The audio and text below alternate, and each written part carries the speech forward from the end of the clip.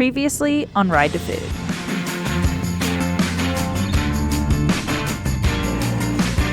For the past 5 days, we took the scenic route through Wyoming and enjoyed the sights and sounds of Yellowstone National Park.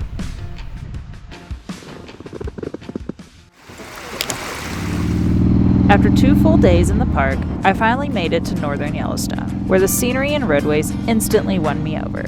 This was by far my favorite area of the park. I had to turn around because this is so pretty.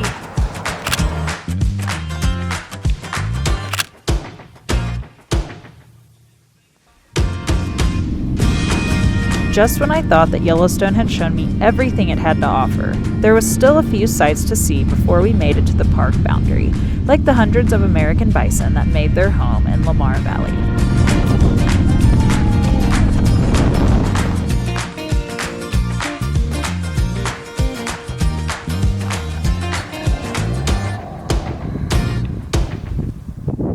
Buffalo.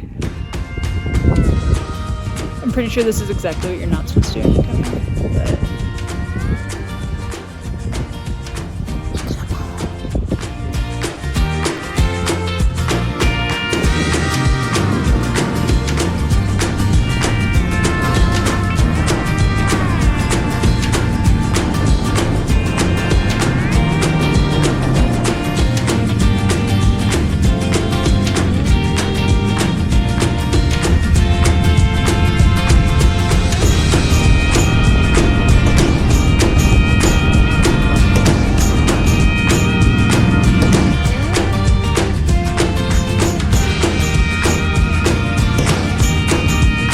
After a great afternoon of riding in Yellowstone, I finally made it to the northeast entrance of the park.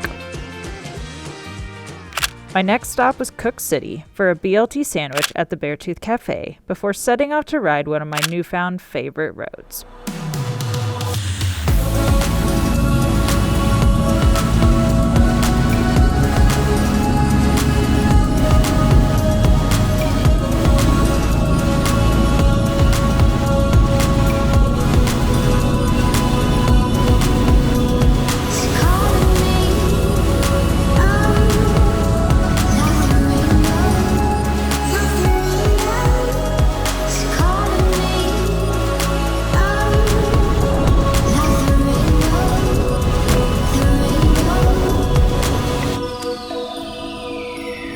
After riding Beartooth just a month earlier with my friend Kristen, I made immediate plans to revisit this area after falling in love with the views from the pass.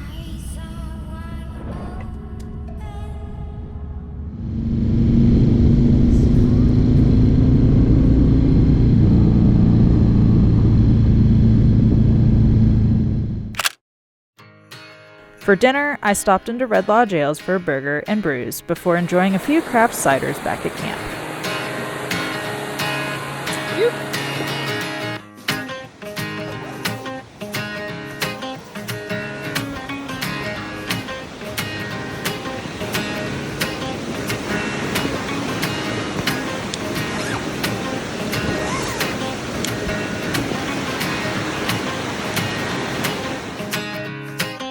What's better than riding Beartooth once?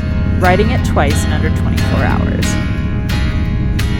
The roadway gives you a completely different view depending on which way you ride it. Personally, I enjoy riding it from south to north, but both ways are pretty magical.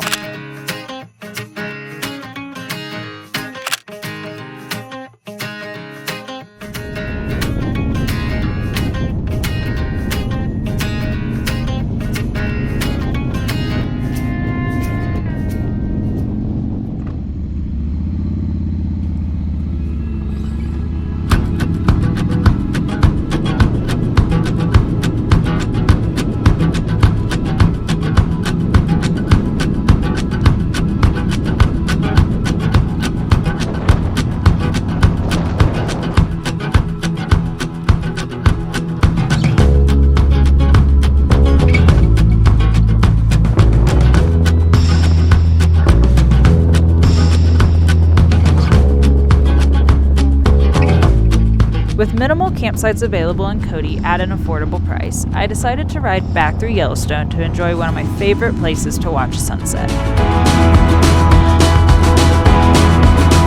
To think that this was the Friday of Labor Day weekend and I had minimal traffic along the ride was pretty unbelievable. I feel like I won a VIP experience for my first trip to Yellowstone with the lack of traffic on this trip.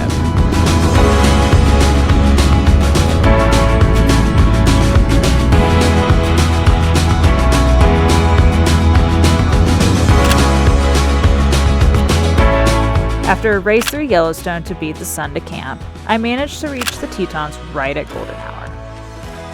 If the buffalo in Lamar Valley weren't a sight, the herd that grazed beneath the Tetons surely were.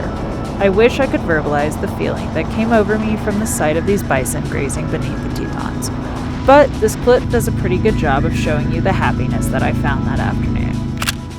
After a few miles of rutted out forest roads, I finally made it to my campsite for the night, where I got to watch the sun tuck behind the Tetons and enjoy a few beers and ramen noodles with other travelers. If there's anything that can compete with a sunset over the Tetons, it's definitely a sunrise.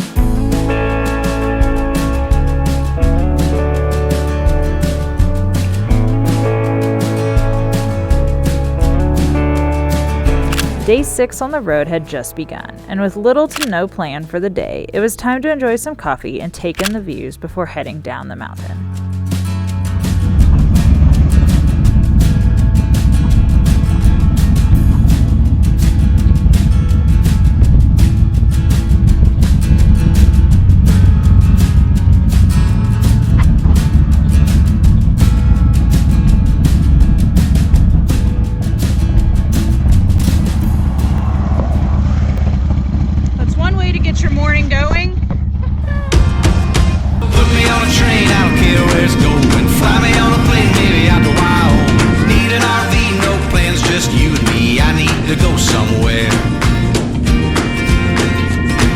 With miles ahead and music to jam, I was in my own zone as I headed south towards Salt Lake City for lunch.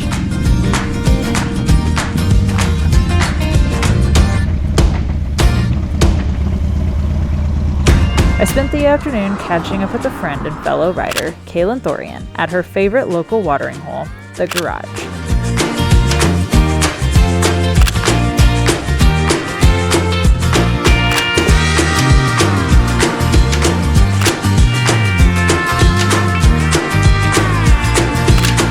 The following morning, I got to stop in to Strap Tank Brewing before hitting the road.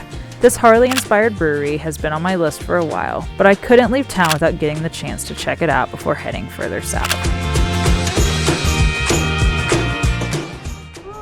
It is freaking hot. I think it's like 106 here in Moab. I've been riding from Salt Lake City all day, and it's been easily above 95 the entire ride. This is my first time ever using a Camel Pack, little water pouch, water reservoir, whatever they're called. I have it stuffed in my jacket in my back armor pocket, and I filled it half with water, half with ice, and it's so hot the ice is melting, but it's keeping my back cool, which is nice. And surprisingly, riding with a full leather jacket on really isn't so bad right now. So yeah, this little life hack is awesome, and I'm super stoked I brought it with me. This is my first time ever getting to ride through Utah. Unfortunately, I had to cancel out like 2 days worth of my trip because I have to get back over the pass in Colorado before the snowstorm hits in the middle of September. It's, like I said, it's 106 today, and it's going to be like snowing in 48 hours, which is wild. So yeah, unfortunately I had to cancel half my trip, but the parts of Utah I've seen so far are really pretty, and I definitely need to come back here. But let's get into Colorado and ride this canyon.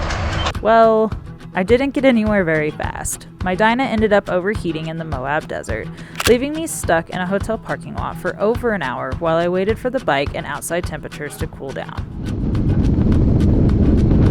Eventually, we made it back on the road with miles to chase before nightfall.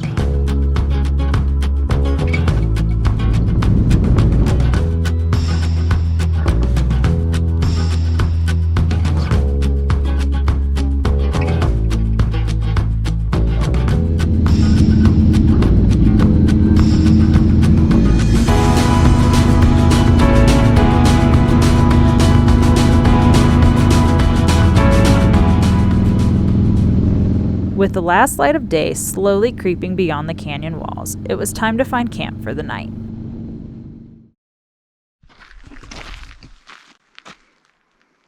The following morning, I woke up to smoke-filled skies and a layer of ash on the bike. The Colorado wildfires were raging, making for an apocalyptic ride through Gateway Canyon that morning.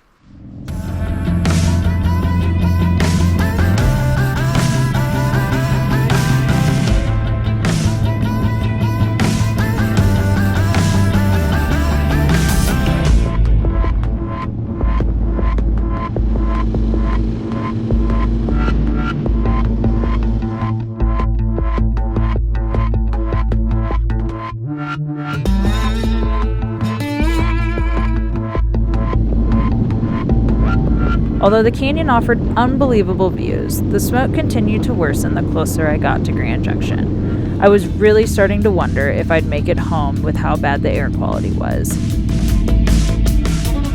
Luckily, there was fresh air, iced coffee, and breakfast sandwiches waiting for me at Sugar and Ice Co.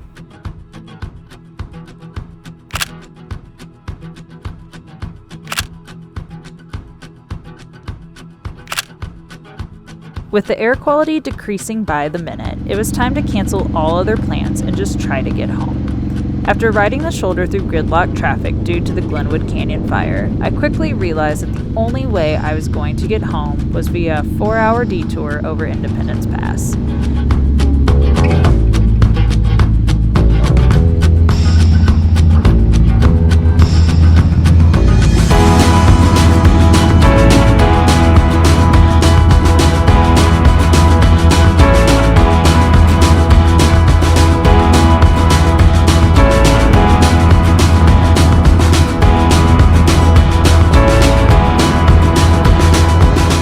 Independence is my favorite pass to ride in Colorado, and to think that the skies had been clear just a month earlier when I had ridden it with a few friends was a bit unsettling.